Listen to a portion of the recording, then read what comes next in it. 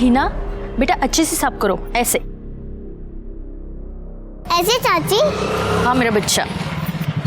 सलाम चाचू। हिना तुम अपना काम करो बेटा।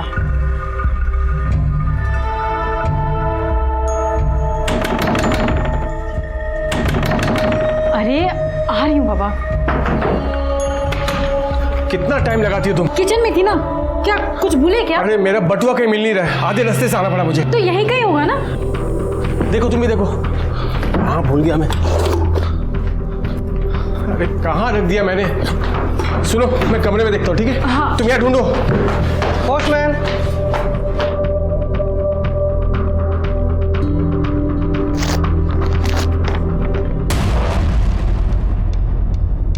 ज्योति, बटुआ घर में नहीं है, लगता है किसी ने मार लिया। क्या हुआ? क्या ये? तुम्हारा डेथ सर्टिफिकेट।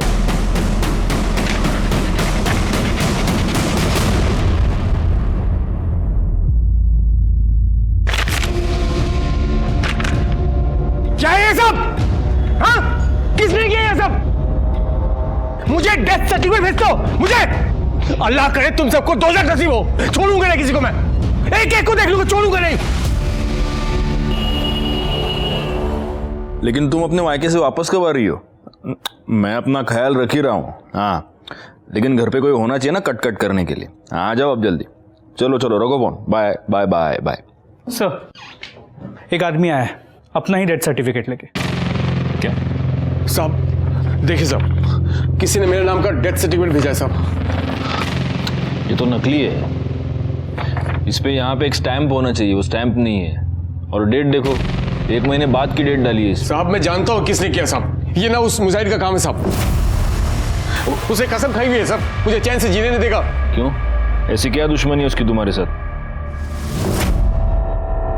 असलम भाई, हाँ आप अंदर नहीं जा सकते हैं। अंदर नहीं जा सकता मतलब? मुजाहिर भाई ने मना किया है। क्या? साहब जब से मैंने ज्योति से निकाह किया जबरदस्ती का पकड़ ले रहा मुझसे, और तो मेरा किसी बटवा मार लिया साहब। तो उसकी कंप्लेंट लिखवाई है? नहीं सर, देखिए सर, पहले बटवा फिर ये डेथ सर्टिफिकेट, ये हो क्या रहा साहब? सर ये माटुंगा पोस्ट ऑफिस से पोस्ट किया गया। साहब मैं कह रहा हूँ साहब, ये उस मुजाहिद का काम है साहब, ये उसका धमकी देने का तरीका है साहब, मैं बोल रहा हूँ। आपको लगता है आपकी जान को खतरा है? तो और क्या साहब, मतलब हो भी सकता है साहब। कंप्लेंट लिखवानी उसके खिलाफ? हाँ साहब। गायकवाड़ तकरार नोंदूंगे, जाइए जाइए। नमस्कार, मैं senior inspector Rajesh Yadav, crime petrol Dastak के आज के इस भाग में आप सबका स्वागत करता हूं। मेरे पुलिस करियर में मैंने कई तरह के केसेस सॉल्व किए हैं, लेकिन ऐसा पहली बार हुआ था कि एक इंसान अपना ही डेथ सर्टिफिकेट लेके मेरे पास आया था। असलम बहुत ही परेशान था और परेशान होने की सारी वजहें उसके पास थी। क्या ये एक मजाक था या फिर एक धमकी या होने वाले अपराध की दस्तक? जब यह केस मेरे पास आया तब मैं नायगांव पुलिस स्टेशन में पोस्टेड था और इस केस को सुलझाने की जितनी कोशिश हम कर रहे थे, ये केस उतना ही उलझता चला जा रहा था। सर माटुंगा पोस्ट ऑफिस से कोई इन्फॉर्मेशन नहीं मिल पाई। बाहर जहाँ पोस्ट बॉक्स है वहाँ पे कोई सीसीटीवी कैमरा है नहीं और वहाँ काफ़ी लोग आते जाते हैं, तो किसी ने ध्यान नहीं दिया। उस मुजाहिर के बारे में कुछ पता चला? सर उसके घर गए थे, उसकी बीवी ने कहा कि वो वडोदरा गया हुआ है। वडोदरा? नमस्कार, नायगांव पुलिस स्टेशन। क्या? आप कौन बोल रहे हैं? हेलो हेलो बोलिए। सर सर सर सर अभी अभी किसी का फोन आया था, वो बोला कि पुलिस स्टेशन में बॉम्ब है। क्या? गायकवाड़ एक काम करो, बॉम्ब स्क्वाड को तुरंत फोन लगाओ। कर दे, पुलिस स्टेशन रिकामा करा, विदाउट पैनिक सबको बाहर निकालो। हाँ सर, चलो सब लोग बाहर चलो। चलो चलो बाहर चलो। अरे चलो निकलो मैडम, बाहर चलो, बाहर निकलो। Hello, bomb squad.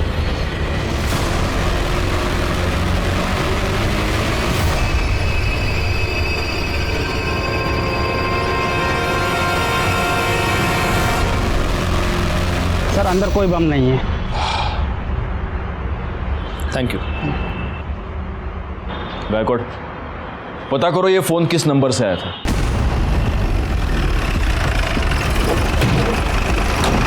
सर इसी होटल के नंबर से फोन आया था।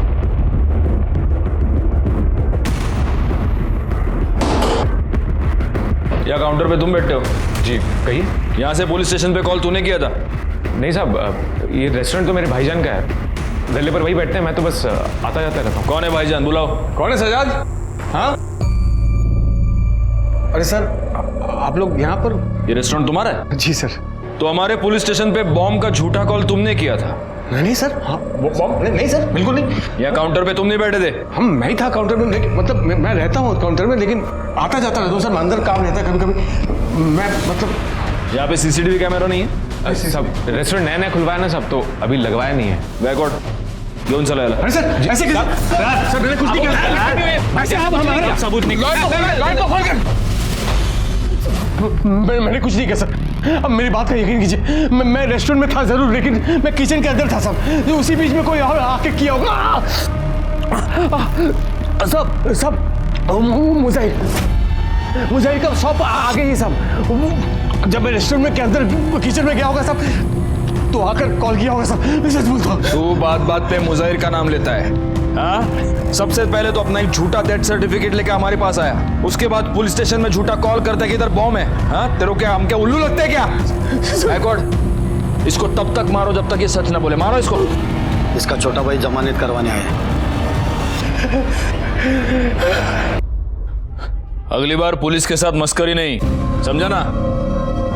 चलो निकलो।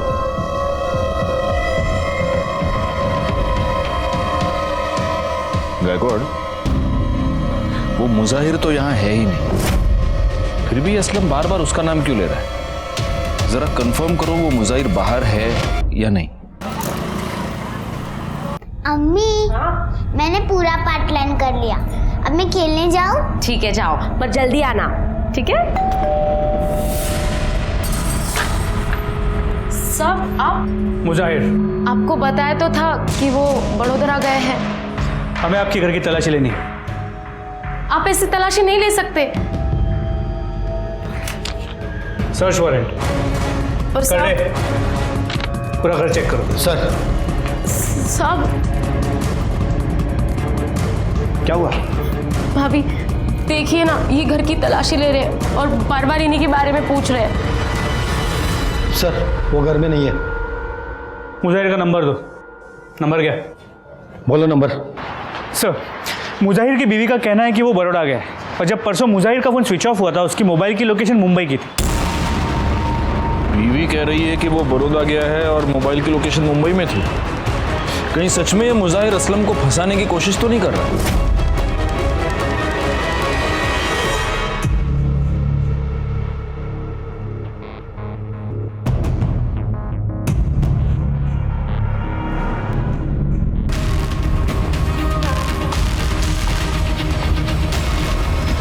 तेरी लाश मुजाहिर की है, जिसके बारे में असलम ने बताया था। क्या? जी सर, इसके पॉकेट से इसका ये फोन भी मिला है। गला दबाकर मारा गया है और बॉडी की हालत देखकर ऐसा लग रहा है कि शायद 2-3 दिन हो गए। करड़े सर वहाँ ये पर्स मिला है। देखो गायकवाड़, हो सकता है कि कातिल का हो। सर, तो असलम का पर्स है।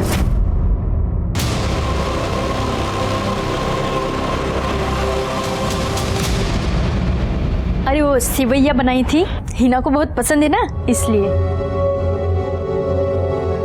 तुझे क्या हुआ? तू इतनी परेशान क्यों है?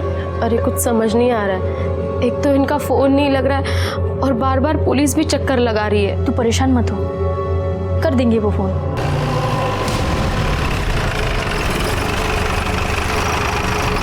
बेटा, चांद चाचा को बुला के लेके आ।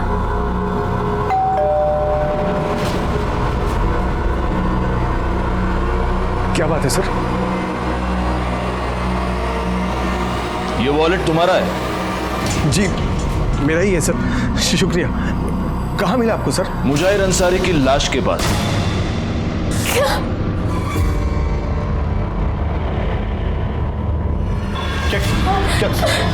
क्या मतलब इंस्पेक्टर साहब? मतलब ये है कि मुजाहिर अंसारी का मर्डर हो चुका है और इसका वॉलेट उसकी लाश के पास मिला। क्यों चला?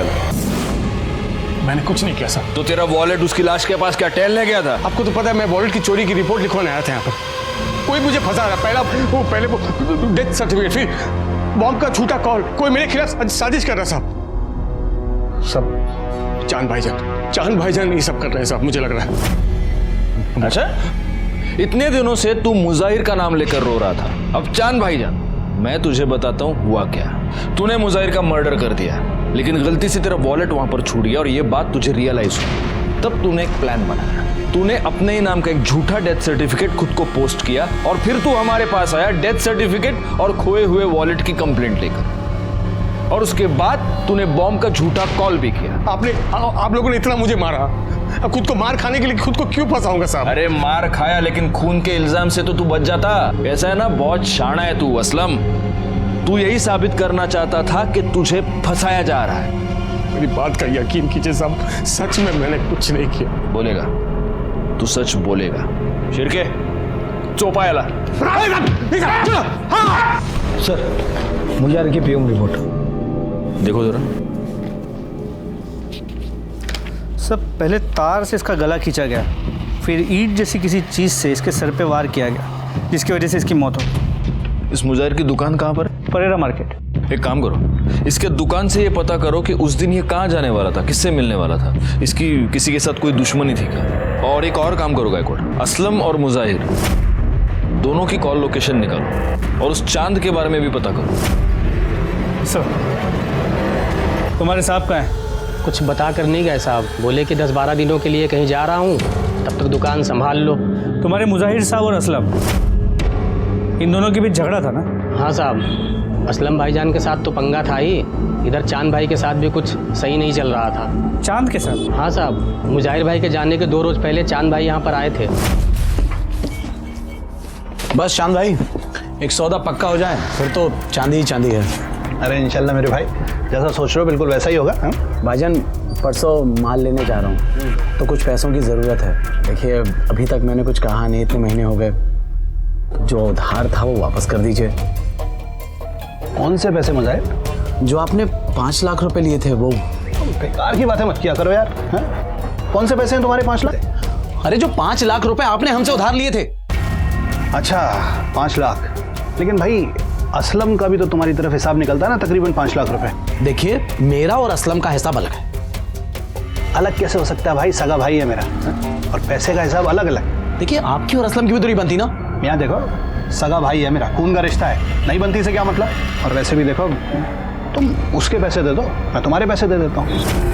लेकिन मुजाहिर की फैमिली और चांद की फैमिली तो मिलजुल कर रहते हैं। हाँ तो मुजाहिर भाई का चांद भाईजान के अलावा था ही कौन यहाँ, और वैसे भी वो महीने में 15 दिन तो गायब रहते थे। अब ऐसे में बीवी और बच्ची को एकदम से अकेला नहीं छोड़ सकते थे ना। सर मुजाहिर और असलम के कॉल रिकॉर्ड्स। सर मुजाहिर के नंबर पे पिछले कुछ दिनों से इस नंबर से रेगुलरली कॉल्स आ रहे हैं, और ये नंबर भी असलम के नाम पे ही रजिस्टर है, जो उसने कुछ ही दिनों पहले खरीदा, और फिलहाल ये नंबर स्विच्ड ऑफ। सर इसके अलावा असलम का ये जो पुराना नंबर है, असलम ने 1 महीने पहले इसकी एक डुप्लीकेट सिम बनवाई। और सर इन दोनों मोबाइल की लोकेशन उसी एरिया की थी जहाँ से हमें मुजाहिर की लाश मिली। इसका मतलब ये पूरा कांड इस असलम ने किया है? सर पॉसिबिलिटी तो है। सर इसके अलावा जब हम मुजाहिर के शॉप में गए थे तो उसके स्टाफ ने बताया कि चांद ने मुजाहिर से कुछ पैसे लिए थे, जो वो देने से इनकार कर रहा है। कौन से पैसे मुजाहिर? एक काम करो, इस चांद को बुलाओ, तब तक मैं असलम की खबर लेता हूँ। भाभी जान बस चुप हो जाइए।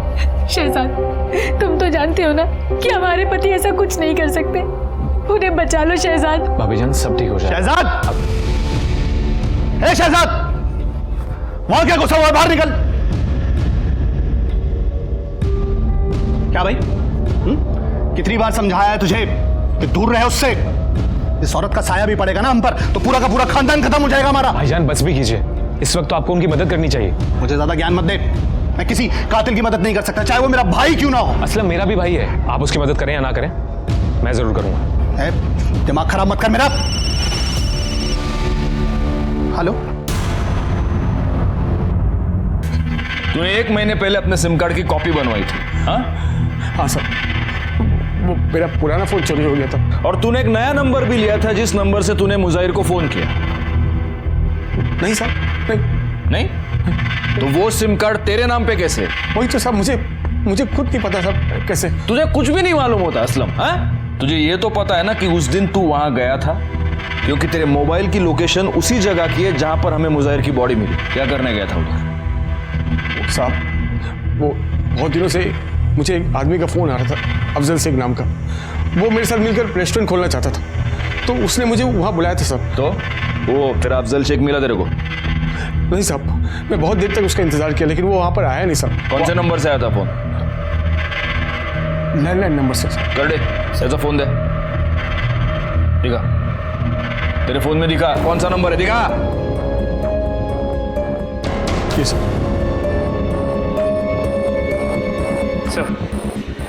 इसका बड़ा भाई चांद है। क्या यह सच है कि तुमने मुजाहिर से 5 लाख रुपए लिए थे और अब उसे देने से इनकार कर रहे थे? हाँ सर, मैंने पैसे लिए थे, लेकिन मुजाहिर ने असलम के भी तो इतने पैसे रोक रखे थे। लेकिन जहां तक मुझे पता है तुम्हारी और असलम की बिल्कुल नहीं बनती। सर लेकिन असलम है तो मेरा छोटा भाई ना, मेरे पास उस वक्त पैसे नहीं थे, मैं बाद में दे देता सर। ये तुम्हारे बैंक डिटेल्स, इससे साफ पता चलता है कि तुम्हारे बैंक में अच्छे खासे अमाउंट है। मतलब पैसे तो है लेकिन तुम्हारी देने की नीयत नहीं है। हा? नहीं ऐसी बात नहीं सर। वो कहीं ऐसा तो नहीं है कि मुजाहिर तुमसे पैसे मांग रहा था इसलिए तुमने उसको मार दिया? तुम ये जानते थे कि असलम और मुजाहिर की दुश्मनी है तो असलम फंस गया और तुम्हारे दोनों दुश्मन एक साथ रास्ते से हट गए। सर ये कैसी बहकी बहकी बातें कर रहे हैं आप? तुम पुलिस स्टेशन में बैठे हो। सर मेरी बात का यकीन कीजिए, ऐसा कुछ नहीं है, मैंने कुछ नहीं किया। ठीक है, तुम जा सकते हो, लेकिन जब तक ये केस सॉल्व नहीं होता शहर से बाहर नहीं जाओगे। जी सर, शुक्रिया सर।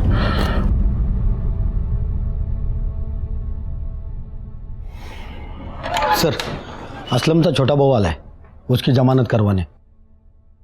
सब ठीक हो जाएगा, आप ज़्यादा सोचिए मत।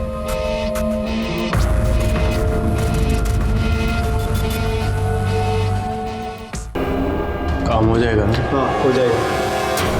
सुनो, मुझे थोड़ा टाइम लग जाएगा घर आने में। असलम आज ना जल्दी आना, मैंने मंदिर में तुम्हारे नाम का हवन रखा है। अरे तुम क्यों इन सब चीज़ों में पड़ी हो? तुम देखो मेरी बात सुनो। अरे ऐसा कुछ नहीं है। मैंने कहा था ना किसी की बुरी नजर है तुम्हारे ऊपर। देखिए मैंने ही बुलाया आप लोगों को, कोई मारना चाहता है इन्हें और आप लोग इन्हीं में शक कर रहे हैं। 1 मिनट असलम, तुमने हमें वो जो लैंडलाइन नंबर दिया था वो अफजल शेख, वो तो माहिम के किसी पीसीओ का नंबर है। सब सच में मुझे कुछ नहीं पता। अब खुद देखिए, कोई मुझे मारना चाहता है। कैसे हुआ ये सब? साहब हॉस्पिटल के पास ही एक्सीडेंट हुआ, तो वो तो अल्लाह का शुक्र है साहब कि कोई आदमी समय रहते यहाँ पहुँचा गया। बहुत चोट तो नहीं लगी है तुम्हें? कहीं ऐसा तो नहीं कि खुद अपना एक्सीडेंट करवा लिया तुमने? सब अगर मैं मर जाता ना इस हादसे में, तब आपको यकीन होता कि कोई मेरे साथ खेल खेला। नहीं, अब वो तुम्हारा मुजाहिर तो रहा नहीं, तुम्हारे चांद भाईजान की तो हम तहकीकात कर ही रहे हैं। तो अब कोई और ऐसा है जिसके ऊपर तुम ब्लेम डाल सको? हाँ, मेरा पहला पति पवन मोरे, वही ये सब कर रहा है। तुम्हारा पहला पति? क्यों करेगा वो ऐसा? बहुत ही घटिया इंसान है वो सर, बहुत मारता था मुझे, बहुत पीटता था। गिड़गिड़ाई मैं उसके सामने कि मुझे मेरी बेटी के साथ जाने दे, लेकिन उसने कहा कि अगर चारू को अपने साथ लेके जाना है तो वो मुझे डिवोर्स नहीं देगा, और मैं उससे और मार नहीं खा सकती थी, इसीलिए डिवोर्स पेपर अपनी बेटी को छोड़ के और उससे छोड़ के मैं चली गई। उसके बाद उसने कभी तुमको परेशान किया? नहीं, 2 साल हो गए, हमारी कोई बात नहीं हुई। तो अब अचानक वो ये सब क्यों करने लगा? अगर वो नहीं कर रहा तो फिर कौन कर सकता है? कौन हमारा दुश्मन हो सकता है? उसका पुराना नंबर और पता लिखवा लो। गायकवाड़, इस पवन के बारे में पता करो, जहां पर असलम का एक्सीडेंट हुआ वहां का सीसीटीवी फुटेज निकालो और देखो इस पवन का इस सब के साथ कुछ कनेक्शन है क्या। पापा आराम से खींच रहा है। क्या तू हमेशा भूत बन के घूमती रहती है? हाँ, ख्याल रखा करना अपना। पापा मैं बड़ी हो गई हूँ, खुद से कर सकती। बहुत बड़ी हो गई ना तू। पवन मोरे जी कहिए। ज्योति को जानते हैं? हो, उसी ने भेजा ना आपको मेरी बेटी को लेने के लिए? वो मर भी जाएगी ना तो भी मैं मेरी बेटी को उसके पास नहीं भेजूंगा। बहुत मरने मारने की बातें करते हैं आप, कहीं सच में तो किसी को मार नहीं दिया? ज्योति के प्रति असलम पे मर्डर का इल्ज़ाम है और हाल ही में उसका एक्सीडेंट भी हुआ, और ज्योति को लगता है कि ये सब आपने किया है या करवाया है। तो शादी कर ली उसने? अच्छा है, उसे मेरी तरफ से मुबारकबाद दीजिएगा। ज्योति ने हमें बताया है कि पहले आप उसे बहुत मारा पीटा करते थे। सर जानते नहीं आप उस औरत को, बहुत ऊंची चीज है वो। और वैसे भी क्या हो गया अगर पति ने कभी थप्पड़ मार दिया तो कौन सी बड़ी बात हो गई? बहुत बड़ी बात हो गई। चलिए हमारे साथ। देखिए साहब, मेरी बच्ची बीमार है, मैं आपके साथ कहीं नहीं जा सकता। वैसे मैं बहुत परेशान हूँ, आप ज्योति से जाके कहिए कोई नया तमाशा ना खड़ा करे। क्या हुआ तुम्हारी बेटी को? मुझे कैंसर हुआ। नहीं बेटा, ऐसे नहीं कहते। कुछ नहीं होगा तुझे, कुछ नहीं होने दूंगा मैं तुझे। ये रही मेरी बेटी की रिपोर्ट्स। अपनी बच्ची को देखूं या उसकी बीमारी को, डॉक्टर, दवाई, हॉस्पिटल, घर, सब परेशान हो गया हूं मैं। देखिए सर, आप प्लीज यहां से जाइए। अगर आपको मेरे खिलाफ कोई भी सबूत मिले ना तो आप फोन कीजिएगा मुझे सामने से, मैं खुद आके मिलूंगा आपको। ठीक है, अभी के लिए हम जा रहे हैं, लेकिन अगर जरूरत पड़ेगी तो फिर आएंगे। पर हाँ, शहर छोड़ के कहीं मत जाना। सर, जहाँ पर असलम का एक्सीडेंट हुआ था वाकई सीसीटीवी फुटेज।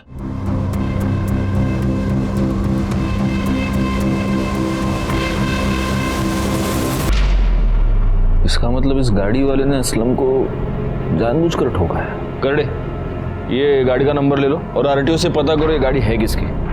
सर मैं पवन से मिलकर आया और उसके बारे में उसके एरिया में पूछताछ भी की। ये पवन मोरे आदमी कैसा है? खूब किरकिर करतो साहब, तो छोटी छोटी बातों में पंगा लेता रहता है। उसका अपनी बेटी के साथ रिश्ता कैसा है? बेटी तो जान है उसकी। उसी बेटी के लिए यहाँ के बच्चों के साथ हमेशा लड़ता रहता है। वैसे वो काम क्या करता है? सर वो सॉफ्टवेयर इंजीनियर है और अंधेरी में उसका ऑफिस है। सर उसकी बेटी को कैंसर है, मैंने इस बात को डॉक्टर से क्रॉस चेक भी किया। हाँ, उसकी बेटी चारू को कैंसर है। उसका ट्रीटमेंट पिछले 1 महीने से मेरे पास ही चल रहा है। तो उसने कहा है कि अगर उसके खिलाफ कोई भी सबूत मिलता है वो खुद पुलिस स्टेशन आ जाए। अगर इस सब में उसकी इन्वॉल्वमेंट है तो सबूत तो जरूर मिलेगा, नजर रखना उस पर। सर, मैंने गाड़ी के बारे में आरटीओ से पता किया। वो गाड़ी किसी अमित की है। उसके घर जाके देखा तो वो घर में नहीं था और उसका फोन भी बंद आ रहा है। बैकवर्ड, इसका नंबर सर्विलेंस पे डाल दो और जैसे ही ऑन हो उठा लो उसको।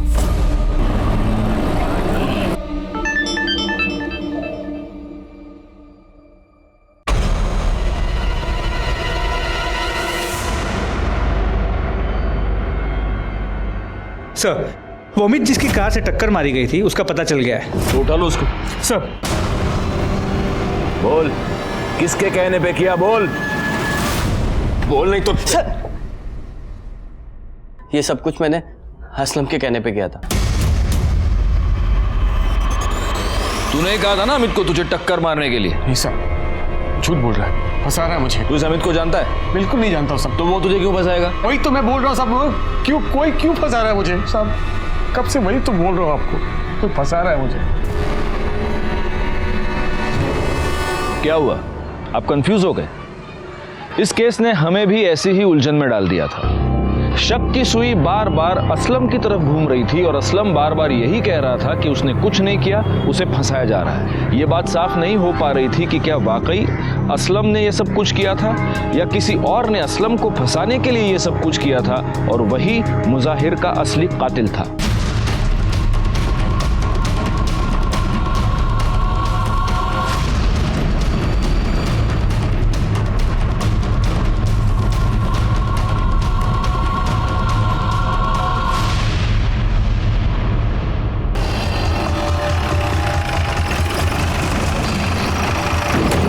फोन तुमने किया था? जी सर। कहाँ है लाश? उधर तो।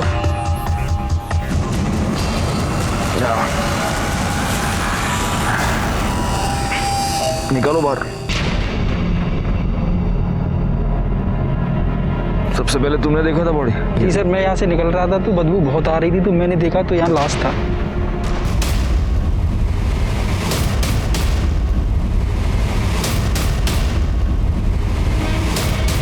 सर जेबें खाली हैं।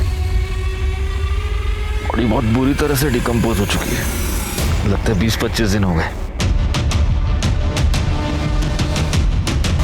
लगता है ये फोन इसी का है, शायद इससे पता चल जाएगा कि ये है कौन।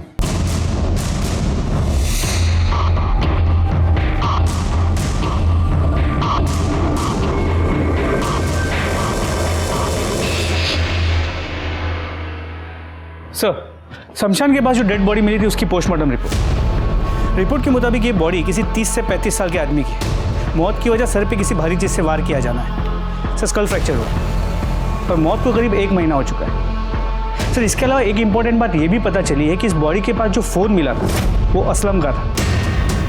सर ये वही फ़ोन है जो उसने कहा था कि चोरी हो गया और जिसके लिए उसने डुप्लीकेट सिम बनवाई थी। असलम का फ़ोन? जी सर इससे तो अब ये क्लियर हो जाता है कि ये दोनों मर्डर असलम ने किए। गायकवाड़, जरा सोचने वाली बात है। एक आदमी किसी का खून करके अपना मोबाइल फोन वहीं पे छोड़ के चला जाता है और ऐसी गलती वो एक बार नहीं बार बार करता है। ये कैसे पॉसिबल है? कहीं सच में ऐसा तो नहीं कि कोई असलम को फंसाने की कोशिश कर रहा है? और अगर ऐसा है तो जो असलम को फंसाने की कोशिश कर रहा है उसी ने ये 2 मर्डर्स किए। सबसे पहले तो हमें ये पता लगाना होगा कि ये लाश किसकी है। एक काम करो, जहां पे लाश मिली उसके आसपास के सारे पुलिस स्टेशंस में ये पता करवाओ कि क्या पिछले 1 महीने में इस एज ग्रुप के किसी बंदे की मिसिंग कंप्लेंट आई है।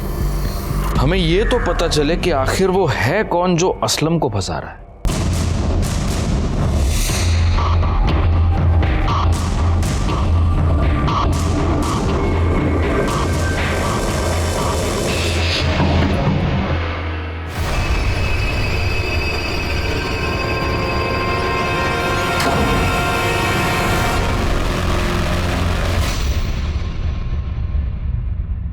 तुम्हें पुलिस ने छोड़ दिया? और क्या, आखिर पुलिस को भी मानना पड़ा कि मैंने कुछ नहीं किया है। हाँ, मैं तो जानती ही थी कि तुम बेकसूर हो।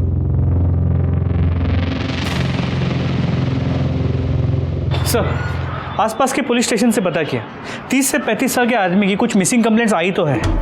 ये जितनी भी मिसिंग कंप्लेंट्स आई है उन सब के परिवार वालों के डीएनए को इस लाश के साथ मैच करके देखो, पता तो चले ये है कौन। तो हमें ये भी पता चल पाएगा कि उसमें और मुजाहिर में क्या कॉमन है और ऐसा कौन सा आदमी है जो इन दोनों को मारकर असलम को फंसाना चाहता है। और एक काम करो, असलम के आसपास जितने भी लोग हैं उन सब के बारे में पता करो, उनके कॉल डिटेल्स, उनके सारे रिकॉर्ड्स मुझे चाहिए। वो जो भी है उसके चेहरे से अब नकाब उतरने वाला है।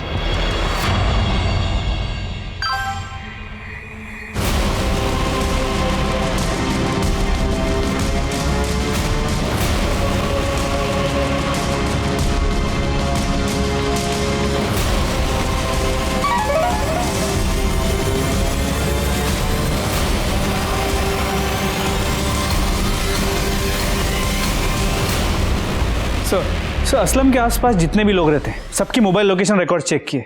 सर जिस दिन हमें लाश मिली थी उसकी 1 दिन पहले ज्योति की मोबाइल की लोकेशन उसी एरिया की थी। ज्योति? वो वहां क्या करने गई थी? इस पूरे केस में हमारा ज्योति पर कभी ध्यान गया ही नहीं गायकवाड़। सर वो असलम के लिए इतनी परेशान रहती थी कि कभी ऐसे लगा ही नहीं। और सर समझ में ये नहीं आ रहा है कि वो ऐसा करेगी क्यों। ये तो अब हमें वही बताएगी। चलो। सर ज्योति के न्यूड फोटो सर्कुलेट हो रही है, ये देखिए। क्या?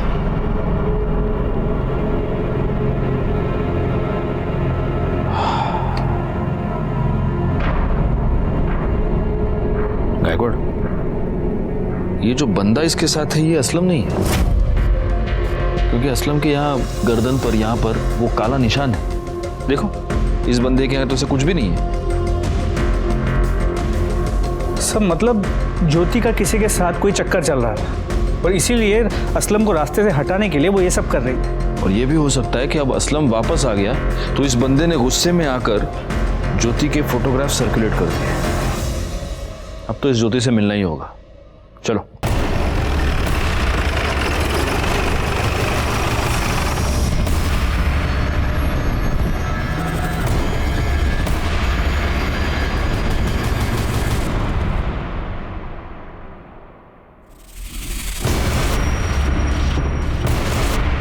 ये आत्महत्या नहीं है, ये मर्डर है। इस छोटे से टेबल पे खड़े होकर ज्योति पंखे से नहीं लटक सकती। इसे किसी ने पहले मारा है और फिर लटका दिया है।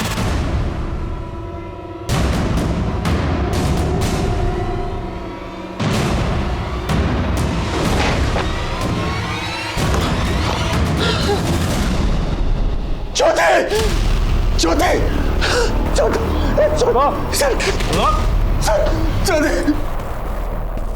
अभी क्यों चौंक रहा इतना? हाँ? तू नहीं मारा ना उसको? मैं क्यों भला मारूंगा मेरी बीवी को? मैं तो अभी आया। कैसे हो गया सर? तेरा मोबाइल दे, मोबाइल दे।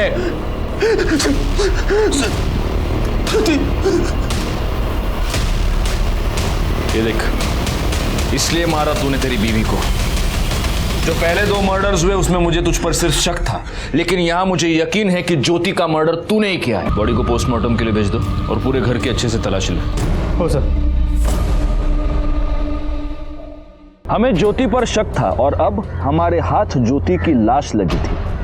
एक के बाद एक ये तीसरा मर्डर था और इन तीनों मर्डर्स के साथ कहीं ना कहीं असलम जुड़ा हुआ था। जहां हमें दूसरे आदमी की डेड बॉडी मिली थी, उस शमशान के पास ज्योति का जाना इस बात की ओर इशारा कर रहा था कि उस कातिल से ज्योति मिली हुई थी। लेकिन अब उसकी हत्या के बाद इस बात को कंफर्म करना बहुत ही मुश्किल हो गया था।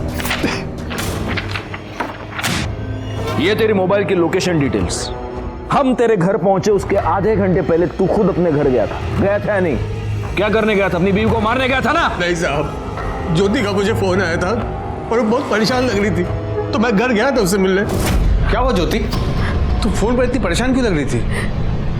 मैं तुम्हें कुछ बताना चाहती हूँ असलम। हाँ बोलो।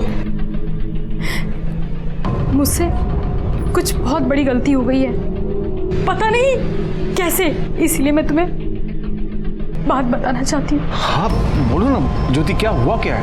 हाँ 1 मिनट। हाँ हाँ बोलो। क्या? एक काम करो, तुम उसको रोको, मैं अभी आता हूँ। अभी आता हूँ मैं, ठीक है?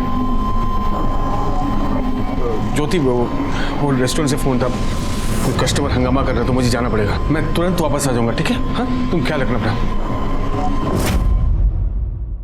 जब मैं अपने रेस्टोरेंट के बाहर पहुंचा तो मुझे वो फोटोज मिले। वो फोटो देख कर मैं बहुत गुस्सा हो गया। मैं घर वापस लौटा साहब। जैसे ही मैं घर पहुंचा तो आप लोग घर पर थे साहब। मैं उससे पूछ भी नहीं पाया साहब कि उसको क्या परेशानी थी साहब, उसने ऐसा क्यों किया, मैं पूछ नहीं पाया साहब। मुझे कुछ पता नहीं साहब, ये क्या हो रहा है मेरे साथ, क्यों हो रहा है, कौन कर रहा है साहब। सब कुछ मैं पता करना चाहता था साहब, ये सब कुछ पता करना चाहता, इसलिए मैंने कुछ जासूस को पैसे भी दिए साहब। काम हो जाएगा, हो जाएगा, लेकिन कुछ पता नहीं चला। ये सब तेरे बहाने हैं। तूने अपनी बीवी का मर्डर किया और अब तू कहानियां बना रहा है। सब पसंद है सर, ज्योति की पोस्टमार्टम रिपोर्ट। पहले उसे गला दबा के मारा गया और फिर उसकी बॉडी को टांग दिया गया था। तो उसके नाखूनों में किसी के स्किन फ्रैगमेंट्स मिले। उसका डीएनए असलम के साथ मैच करो और बाकी सबके कॉल रिकॉर्ड्स मुझे दोबारा ला कर दो। सर ज्योति के नाखूनों में जो स्किन के फ्रैगमेंट्स मिले थे उसके डीएनए रिपोर्ट। सर रिपोर्ट के मुताबिक उसका डीएनए असलम के डीएनए के साथ करीब करीब 50% मैच होता है। मतलब ये जो कोई भी है असलम का फैमिली वाला है। और शायद मैं जानता हूं कि वो कौन है। कब से चल रहा था तुम दोनों का चक्कर? सब ज्योति भाभी मुझे शुरू से ही बहुत अच्छी लगती थी और शायद भाभी जान ये बात जानती थी और तभी वो मुझसे खुद मिलने आई। मैं अपने असलम को बहुत प्यार करती हूँ और ये सब मैं सिर्फ उसी के लिए कर रही हूँ। किसी और के ऊपर भरोसा कर नहीं सकती, सिर्फ एक तुम हो जिसके ऊपर मैं भरोसा कर सकती हूँ। ये सब आप क्या बोल रही हैं? वो सब मैं नहीं बता सकती, लेकिन बस इतना जान लो कि ये सब एक बार के लिए है। पूरा टाइम रोती रही, बोलती रही कि वो फिर से मुझसे कभी मिलने नहीं आएंगी। इसलिए तूने उसकी फोटो निकाली ताकि तू उसे ब्लैकमेल कर सके और उसे दोबारा बुला सके। सर फोटो मैंने नहीं निकाली साहब। झूठ बोल रहे हो तुम। तूने उसकी फोटो निकाली ताकि तू उसे ब्लैकमेल कर सके, लेकिन ज्योति नहीं मानी तो गुस्से में आकर तूने वो फोटो सर्कुलेट कर दी। लेकिन बाद में तुझे डर लगने लगा कि अगर ज्योति ने ये बोल दिया तो तू फंस जाएगा और इसलिए तूने ज्योति को मार डाला। ज्योति भाभी को मारना नहीं चाहता था साहब। अब बोल। चांद भाई बहुत नाराज थे। क्यों मारा तूने ज्योति को? साहब अगर चांद भाईजान को पता चल जाता कि मेरा और भाभी जान का चक्कर चल रहा है तो साहब वो मुझे मार डालते। तो मुजाहिर को भी तू नहीं मारा? नहीं साहब, मुजाहिर को मैंने नहीं मारा साहब, उसके बारे में मुझे कुछ नहीं पता। अच्छा बैकवर्ड। ज्योति ये कह रही थी कि उसने जो भी किया अपने पति के लिए किया। ऐसा क्यों कह रही थी वो? ज्योति का फोन तेरे पास है?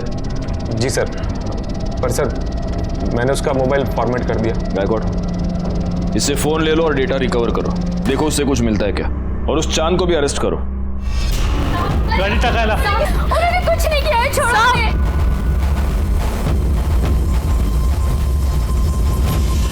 सर, ज्योति के फोन का डेटा रिकवर हो गया। उसके फोन में किसी बाबा के मेल्स मिले। इस बाबा ने अपने एक मेल में ज्योति को कहा था कि वहां जाके कलश गाड़े जहां से हमें वो बॉडी मिली थी। अच्छा, इसीलिए ज्योति की मोबाइल लोकेशन हमें उस एरिया की।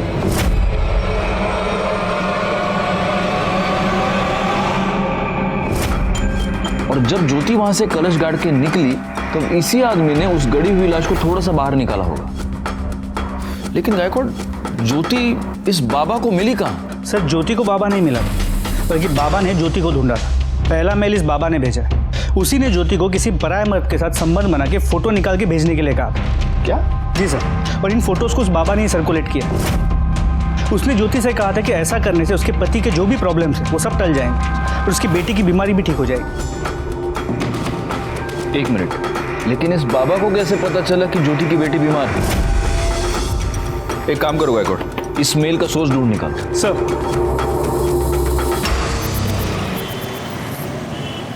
सर, ज्योति को जो मेल्स आए थे काफी डाइवर्ट होके आए थे, इसलिए ओरिजिनल सोर्स का पता नहीं लग पा रहा। देखो, असलम तो ये कर नहीं सकता क्योंकि असलम हमारी कस्टडी में था।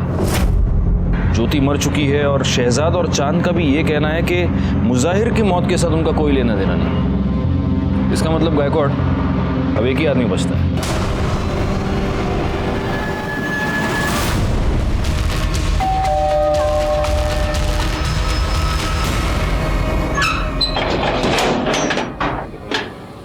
आप लोग? सर्च वारंट गायकवाड़ कर दे, कमाल लगा।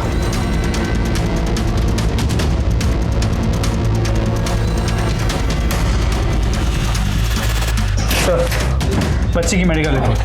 सर, बोला ना मेरे घर में आपको कुछ नहीं मिलेगा। सर, इसका लैपटॉप। चलो, ये है तेरे लैपटॉप का डेटा। तू सॉफ्टवेयर इंजीनियर है ना? ज्योति को वो सारे मेल्स तूने ही भेजे थे ना? हाँ सर, मैं मानता हूँ, मैंने ही ज्योति को बाबा बन के मेल्स किए थे। तेरी बेटी चारू, उसको कैंसर है ही नहीं। तूने हमसे भी झूठ बोला और डॉक्टर से भी, है ना? हमने लैब से पता कर लिया। हाँ सर, मानता हूँ। तो अब ये भी मान ले कि ये सारे खून भी तूने किए। खून? नहीं सर, मैंने किसी का कोई खून नहीं किया। अच्छा, कर दे, घेऊन या। बोल रहे, जानता है क्या इसको? हाँ सर, इसी आदमी ने मुझे पैसे दिए थे असलम को उड़ाने के लिए। सर बता दो सर। हाँ सर, मैं मानता हूँ, मैंने ही असलम को फंसाने के लिए ये सब कुछ किया। सबसे पहले मैंने असलम का मोबाइल चोरी करवाया, फिर एक अनजान आदमी को मारकर, लेकिन उस लाश की तो किसी ने खबर भी नहीं ली। फिर मैंने मुजाहिर को अपना टारगेट बनाया, जिसका असलम से पहले से ही झगड़ा चल रहा था। फिर असलम का पर्स चोरी करवाकर उसकी आईडी कार्ड से एक नया नंबर लिया और मुजाहिर को कॉल करके कपड़ों के बिजनेस के सिलसिले में एक जगह पर बुलाया और कहा कि बिजनेस के सिलसिले में वडोदरा जाना है, और वो मान भी गया। बड़ौदा के लिए ये कौन सी रोड है? क्या हुआ पवन भाई? गाड़ी पंचर हो गई। अच्छा, मैंने ही आप लोगों को असलम के रेस्टोरेंट से फोन करके बोला आपके पुलिस स्टेशन में बॉम्ब है। ये सब क्यों किया तूने? ज्योति के लिए। हम अकेले जिंदगी कट नहीं रही थी मुझसे। दूसरी शादी करने की कोशिश की, लेकिन नहीं हुई। अकेला बाप कब तक एक बच्ची को संभालेगा? मैंने सोचा ज्योति को अगर गैर मर्द से रिलेशन बनाने को बोलूंगा तो थक हार के वो मेरे पास ही आ जाएगी। अब मेरे अलावा उसका था भी कौन जिससे वो ये गलत काम करती? लेकिन वो अपने देवर के पास चली गई, इसलिए मैंने गुस्से में उसकी फोटो सर्कुलेट कर दी। तेरे इस चक्कर में तूने अपनी बच्ची से उसकी माँ भी छीन ली और उसका बाप भी, और मुजाहिर की बेटी को भी यतीम कर दिया। इसके खिलाफ चार्जशीट फाइल करो। हमारी पूरी छानबीन के बाद हमें यह पता चला कि पवन ने पहले जिस आदमी का खून किया था उसका नाम था विनोद राणे। सबसे बड़ा सवाल यह है कि क्या किसी ने भी इन अपराधों की दस्तक को नहीं सुना? मुजाहिर एक अनजान आदमी के फोन कॉल पर उसके साथ बड़ौदा तक जाने के लिए तैयार हुआ। पवन ने बाबा बनकर ज्योति को किसी गैर मर्द के साथ संबंध बनाकर अपनी तस्वीर लेने के लिए कहा। क्या ज्योति ये नहीं जानती थी कि ऐसा करके वो बहुत बड़ी मुसीबत में फंस जाएगी? अपराध हमेशा हमारी ओर दबे पांव आता है और इसीलिए जरूरी यह है कि हम उसकी दस्तक को सुने। जो ऐसा नहीं कर पाते वो फंस जाते हैं। मैं सीनियर इंस्पेक्टर राजेश जाधव आपसे विदा लेता हूं। दोबारा मिलूंगा, तब तक सतर्क रहिए और देखते रहिए क्राइम पेट्रोल दस्तक, क्योंकि मकसद बताना नहीं, बचाना है। जय हिंद।